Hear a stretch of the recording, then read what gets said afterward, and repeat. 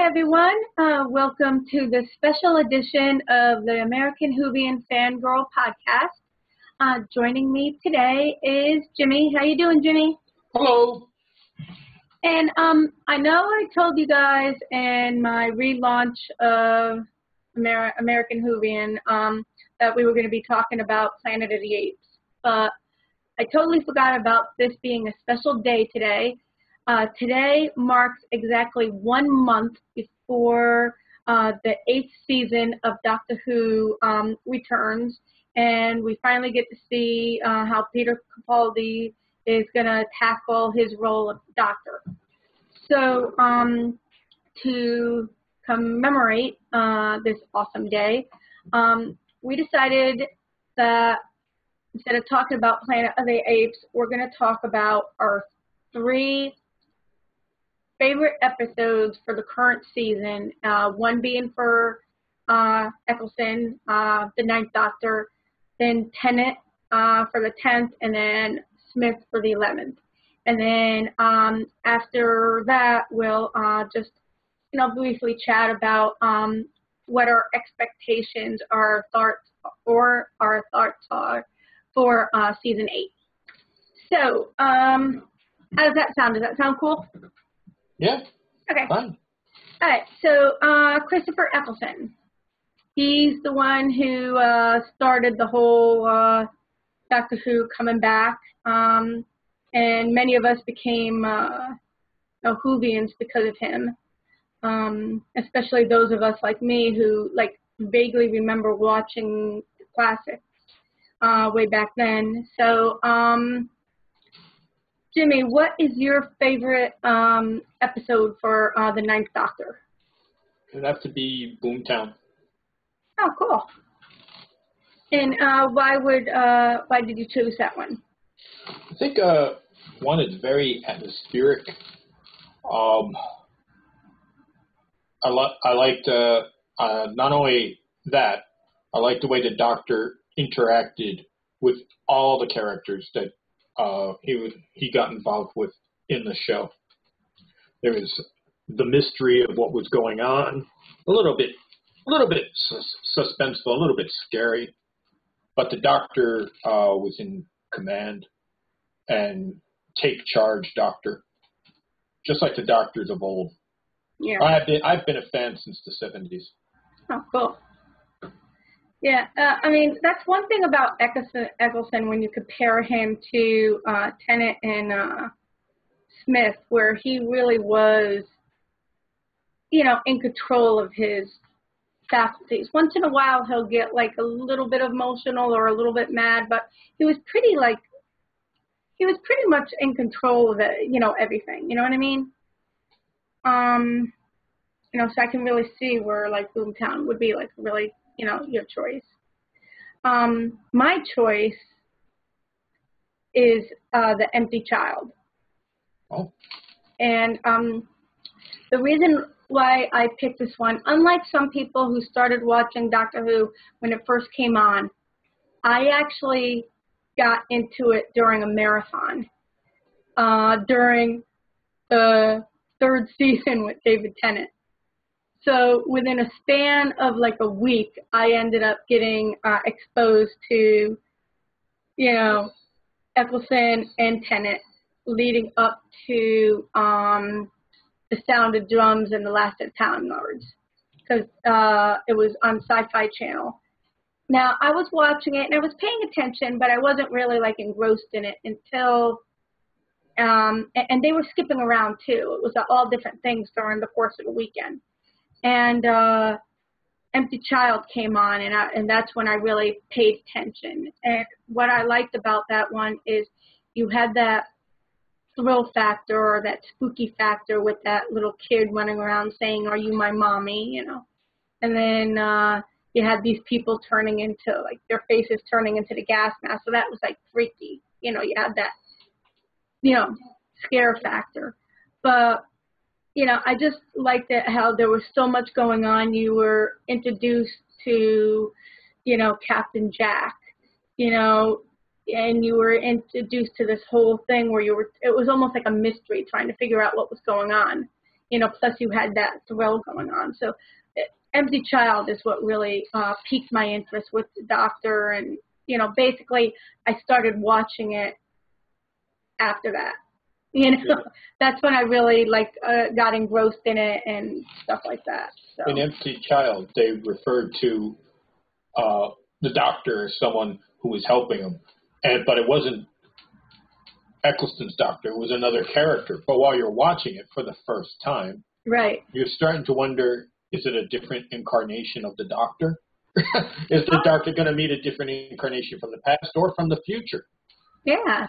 And then you found out who the other Doctor was. Right. And I just really love that one. All right. How about for Tennant? And there's a lot to choose from with him because we ended up, unlike Eccleston, we got like 4 seasons out of Tennant. Basically, we got the first season he was in, then the second season he was in, then he had like a mini season, and then the finale. So we have a lot more to choose from with him. Human Nature would be mine. Oh, that's funny. That's my pick too. Well, I like that in this one, the Doctor becomes a human, and he forgets that he is the Doctor. He is a human with a different identity, of John Smith, a teacher, and this one, Tennant gets to act like a totally different character, like a human being. And when he's being told basically who he is and what he has to do, and he doesn't want to accept it. He wants to be the human who's in love, who plans on getting married and have children. He doesn't want to be the Doctor. So that's my favorite. Yeah, I mean, I felt the same way. I mean, not only was, in my opinion, was this one of Tennant's, best performances, acting-wise.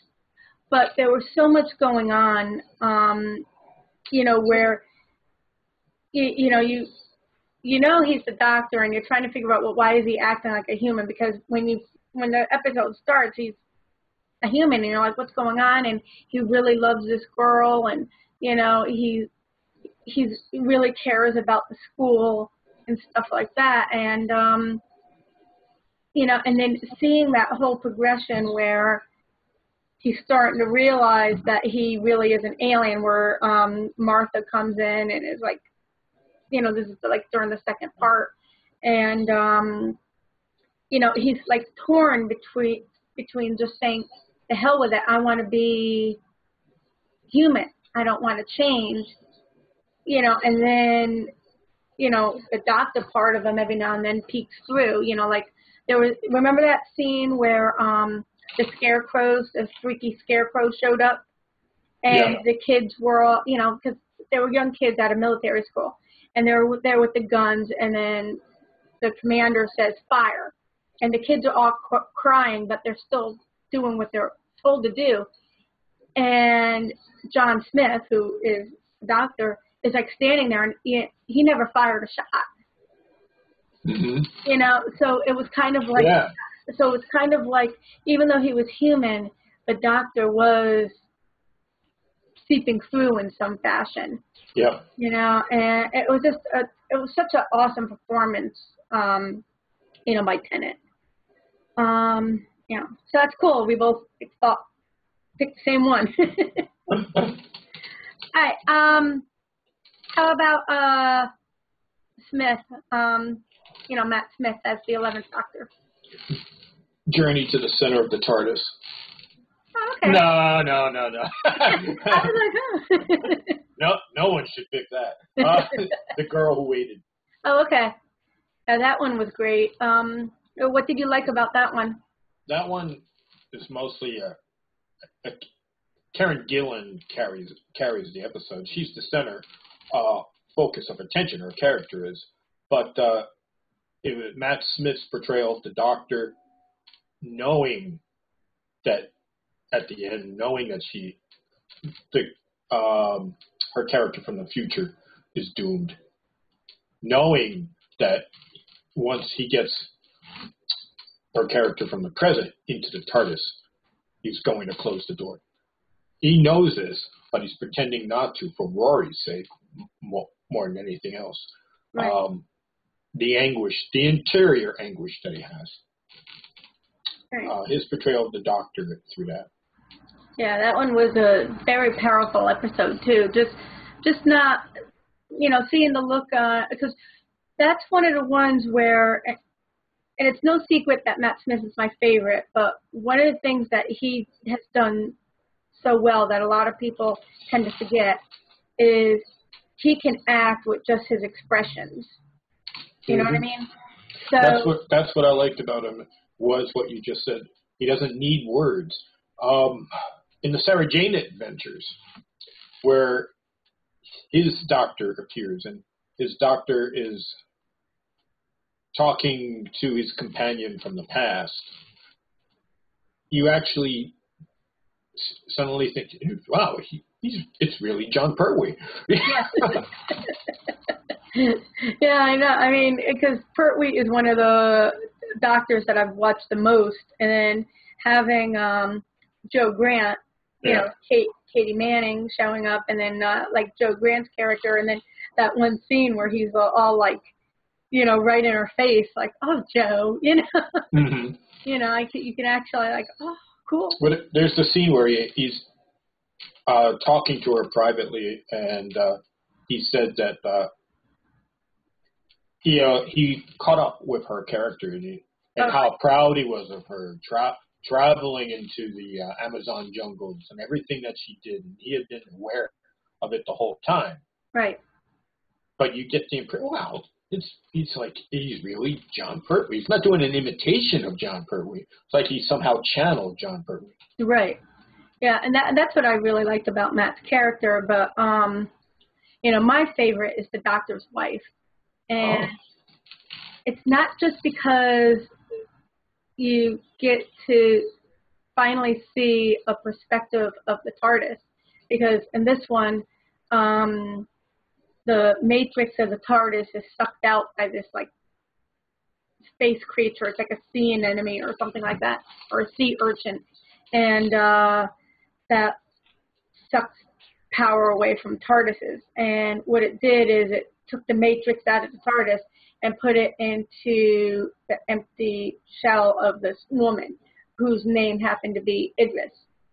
So, you have the doctor finally is getting to have an actual physical conversation with the TARDIS, which he wasn't able to, before. So that in itself makes it an awesome episode. But what I loved about this episode more than all the others, Matt Smith's character, unlike David Tennant and Christopher Eccleston's Doctor, was you never knew what you were going to get. You were getting so many different emotions from Matt Smith's Doctor. One second he would be sad. The next second he would be goofy. The next second he would be angry. The next second he would be, like, woo, you got like all these different like mood swings, if you will, from him. And you never really saw him all at the same time within an episode. You either saw him being like goofy and serious, or like or like sad and then angry. You never saw everything all at once. And with this one, you saw everything. You saw Matt being silly when, and sometimes when he was talking to the TARDIS, like when he was making a TARDIS out of all the, empty shelves of the TARDISes, and he's being all serious. And then all of a sudden, bam, he's all goofy. And then also with Matt Smith's Doctor, he tended to be absent-minded sometimes. And, you saw that here because instead of him thinking like the Doctor normally would, having his companions close to him, he let Rory and Amy be in the TARDIS, and then TARDIS ended up getting like carried away from that sea anemone thingy,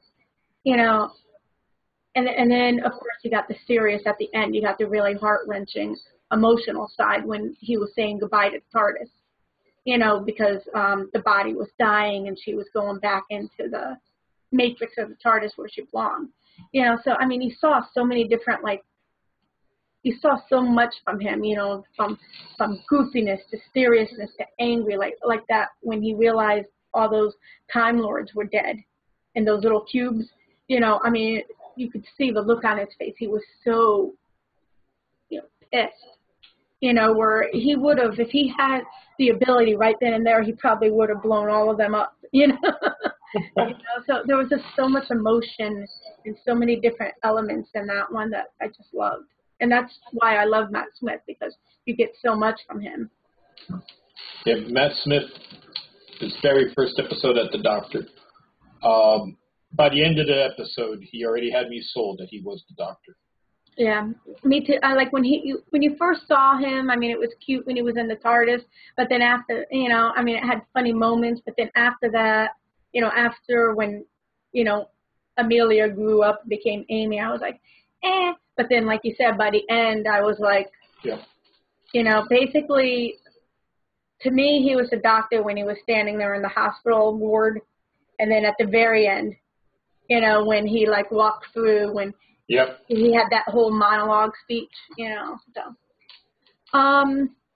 okay. So, what do you think of Peter Capaldi? Do you have any expectations or any opinions on? I'm hoping he'll be the best Doctor yet, out of all the 50 years, because he's been a fan since he was 15 years old. Right.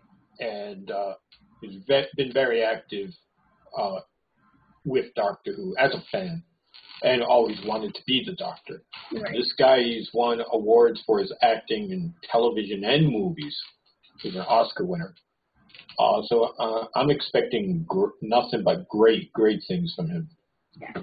I mean, I'm expecting him to be great. I mean, it was really funny because on Facebook I saw this thing where it was like the regeneration of what was it? The regeneration of a fan going through a regeneration where it's like, you know, the fan, oh, this guy's never going to be as good as the last Doctor. Oh, this guy is great. And then, oh no, he can't leave. Nobody's going to replace him. And then it starts all over again. So even though I'm in love with Matt Smith, Doctor, because technically he is my first Doctor from start to finish, you know, from regeneration to regeneration. I'm really thinking that Capaldi is going to bring this up to a level where it was, or he has that ability to bring it up to that level where it was back in, like with John Pertwee and, you know, Tom Baker and, you know, all those people. I don't doubt his acting abilities. I think he's going to be great at the character. The only problem I have is the writing. Yeah.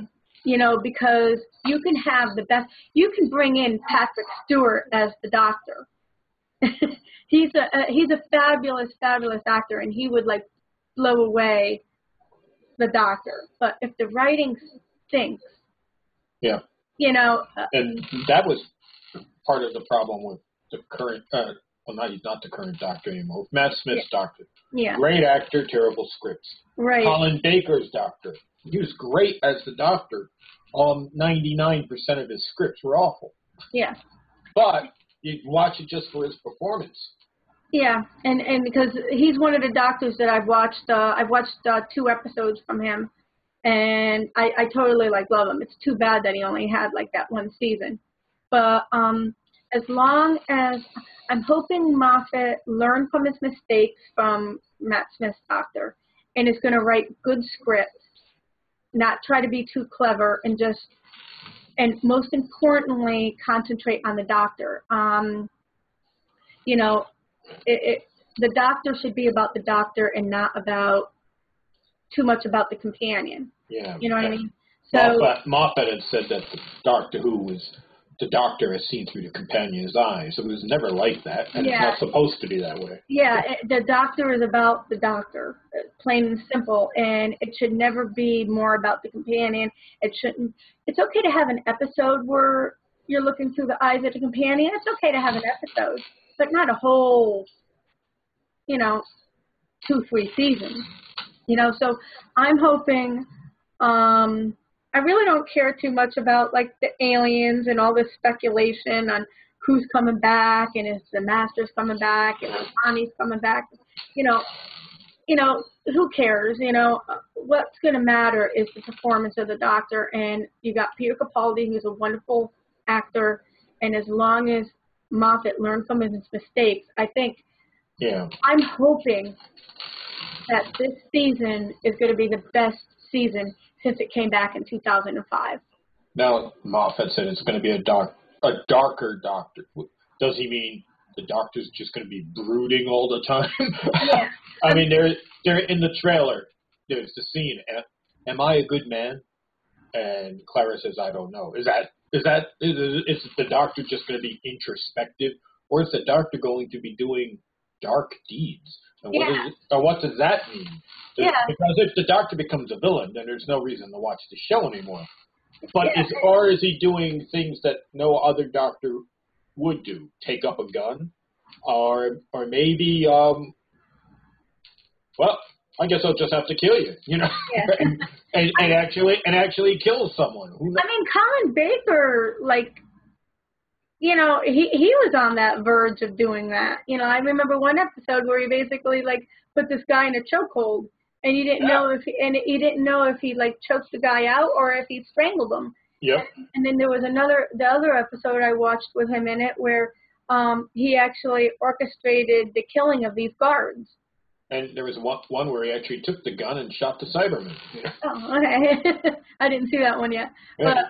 But, so there's a lot of different angles they can go at. And I really wouldn't mind if they made the Doctor darker and kind of like one of those anti-heroes. I wouldn't mind that. Yeah. I mean, that would be kind of cool. But as long as they make it about the Doctor and not about anything else. I mean, that's what I'm really hoping. And I really think the first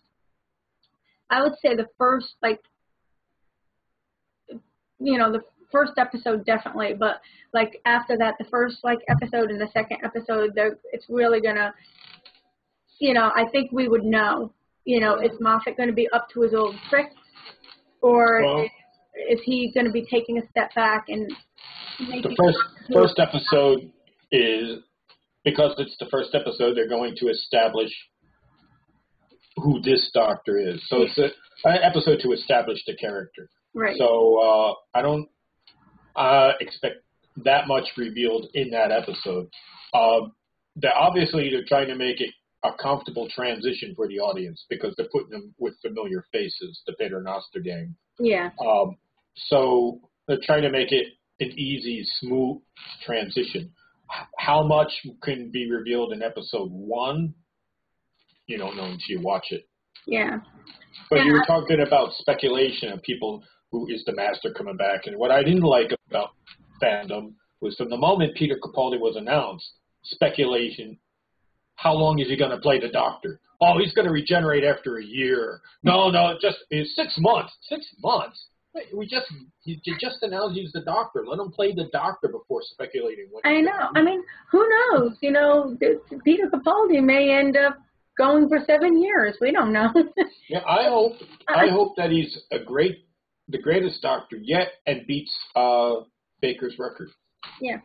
There's no reason the Doctor can't be 8 years. I mean, that would be nice. I mean, I still got a lot of catching up to do with I've only watched a drop in the bucket with the classics, but it would be nice if, somebody stuck it out for 5 or 6 years instead of because if you think about it, Matt was only in it for 3 seasons. Well, it's 4 years that he was locked in the role, but it was 3 years that we had on TV. David Tennant was 4. It was 4 because it was season 2, season 3, season 4, and then he had specials. He had the 3 or 4 specials. Yeah, and then the 50th. So it would be, and then unfortunately Eccleston, only the 1 season. It would be nice if he came back, at some fashion, because I know there's talk next year is going to be the 10th anniversary since it's come back on television. So there's been talk about doing an anniversary show, which would be great, but, I just hope, my hope is Moffat writes good scripts and it's about the Doctor and not about anybody else. And as far as anybody coming back, I really don't care. I mean, yeah. And I think my nonchalant attitude about that is because I'm not heavy in the classics. You know what I mean? So I know you guys have talked about, on like, real Whovians and stuff. You talked about the Ronnie and, and of course we know who the Master is, but then there was another character you guys talked about here and there, and the Valiard and all that stuff. Yeah. But I really don't care because I don't know those characters. Oh. I mean, it would be nice if they did a reference to that, but as long as the script writing is good, that's going to be the most important. Is season 8 is the script writing. If Moffat starts being too clever and doing these 13 episode story arcs about a crack in the wall, then we know we're going to have a problem. Yeah. Even if a character does come back, I don't want to know about it until I see the episode. Right. I'd rather be surprised. We know the Daleks are back because I think it's been announced that it's contractually that they will have they have to use the Daleks once a year or they lose the rights to using the Daleks. Yeah. So that's what it is. They have to have a Dalek episode or they will not be able to use it. Or they have to renegotiate for the rights. So we know. Okay, because I kind of like the Daleks, so, I don't mind that, but as long as it's a good script. Yeah. I mean, when we saw the Daleks in with Matt Smith, what was it? When they arrived in Germany, what was that episode called? I don't remember the name of the episode. I know which one you're talking about. I mean, the Dalek, the look of the Dalek was cool because it was all like, green, like, World War II era. But then having that guy who was like a cyborg type thing, I mean, that was kind of. I mean, I like that guy who played the actor who played that role. Yeah. I like him. I've seen him in other things, so I like him as an actor and stuff. But that was kind of lame. Okay. I know that Peter Nostergang's in episode 1, but I really don't want to see him anymore. The Peter Nostergang. Who's that? Well, that's Madame Vastra, Strax, and Jenny. Oh, yeah. I really don't want to see him anymore. I think they've been overused.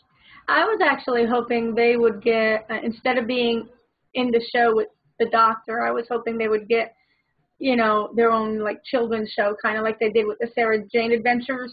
I think that would be cute. But it'd be too expensive, makeup-wise. Yeah, true. You'd have to have Strax and Madame Vastra in that makeup all the time. But if they only did, like, 20-minute or a half-hour show like they did with Sarah Jane, they could do it all at once. Like, you don't have to have 13 episodes. Have, like, 6 or 9 episodes, and then they can get it done in, like, 2 weeks. Yeah, that'd be nice. Yeah, because I don't think anything's out there right now. There's no TV show out there besides Doctor. Doctor Who, that's it. Of course, during the classic run was just Doctor Who. There was no... well, they tried, but it failed. K9 and Company, that failed. Yeah. Okay, so do you have any other final thoughts? Nope, I'm just looking forward to... I can't believe now it's less than a month away. Yeah, that's why, I mean, when I saw that on Facebook, and I was like, oh, my God, 30 days. That's going to go by fast, finally. Yeah, it's something that we're all looking forward to, and, just can't wait for, regardless of how long the episode is. I also read somewhere that I guess it was going to be over 70 minutes, like 75 minutes. Wow. Instead of, like, whatever it normally is, like 50 minutes or 60 minutes. Just the first episode? Yeah, so if that is true, I read that on Facebook somewhere. If that is true, that's great. But, at this point, I just want the Doctor. That's all I want, you know. So that's what I'm looking forward to. All right. Well, you know, thank you for joining me. Oh, thank you for having me. Yeah, this has been a lot of fun. I promise you, everyone, that I will do the Planet of the Apes episode at some point. Maybe next week, or if I have time this weekend, I'll put it together. But if not, I'll definitely do it next Wednesday. So, you know, thank you for joining me, and have a great night, everyone. No problem.